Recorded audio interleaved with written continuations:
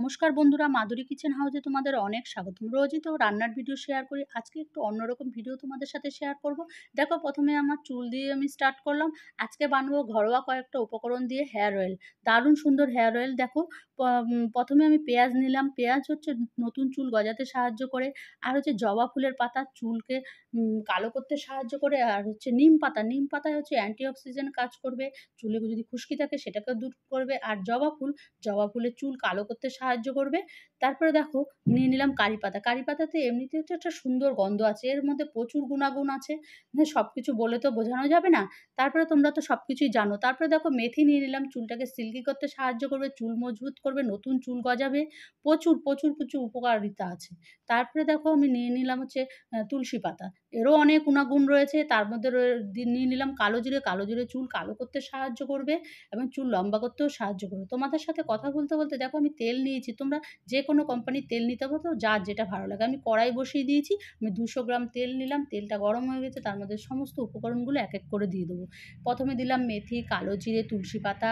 তারপরে হচ্ছে জবা ফুল দিলাম। তারপরে হচ্ছে কারি পাতা দিলাম, নিম পাতা দিলাম, পেঁয়াজ দিলাম, আর হচ্ছে জবা ফুলের পাতা দিলাম। এই সময় গ্যাসের ফ্লেমটাকে কিন্তু মিডিয়ামে রাখতে হবে। নিম পাতাও দিয়ে দিলাম। তারপরে মিডিয়ামে রেখে তেলটাকে তৈরি করতে হবে। এই সমস্ত উপকরণ কিন্তু আমি আগের থাকতে ধুয়ে জল ঝরিয়ে নিয়েছি। সেটা তোমাদের প্রথমে বলা হয়নি, আমি একবার বলে দিলাম। দেখো, এভাবে মিডিয়াম ফ্লেমে 10 থেকে 12 মিনিট রেখে তেলটা দেখো তৈরি হয়ে গেছে। তেলের কালারটাই কিন্তু একদম চেঞ্জ হয়ে গেছে। এত সুন্দর মিষ্টি একটা গন্ধ বেরোচ্ছে সারা ঘরের মধ্যে। তোমরা নিজেরা যদি না বানাও না, বুঝতেই পারবে না। তেলটা যখনই ঠান্ডা হয়ে যাবে, তারপরে একটা কাঁচের বয়াম নিয়ে ওর মধ্যে যার যেটি সুবিধা তার মধ্যে রাখবে। কাঁচের জারে রাখলে ভালো। এইভাবে ছাঁকনির সাহায্যে ছেঁকে নেবে। আমার 200 গ্রাম তেল দেখো কইটুকানি হয়েছে। তার মধ্যে যে পেঁয়াজগুলো আমি ভাজা ছিল সেইগুলো এক এক করে সমস্ত ওর মধ্যে দিলাম। তাহলে পেঁয়াজের যে আরও গুণাগুণ রয়েছে সেগুলো ওর মধ্যে চলে আসবে। ঠিক আছে, সমস্ত পেঁয়াজগুলো দিয়ে দিলাম বন্ধুরা ওর মধ্যে তুলে তুলে। তারপরে দেখো, হাতে আমি ওইভাবে তেল নিয়ে চুলের মধ্যে এভাবে সেকশন ওয়াইজ সব চুলের মধ্যে আমি তেল দিয়ে দেবো শীতে করে। কিন্তু অবশ্যই কিন্তু মাথায় আগে শ্যাম্পু করে নিতে হবে, তারপরে তেলটা মাখতে হবে। তাহলে তেলের গুণাগুণ তোমরা বুঝতে পারবে। আগের দিন রাত্রিরেও মাখতে পারো, নাহলে স্নান করার 2 ঘন্টা আগে, শ্যাম্পু করার 2 ঘন্টা আগে তেলটা মাখতে পারো।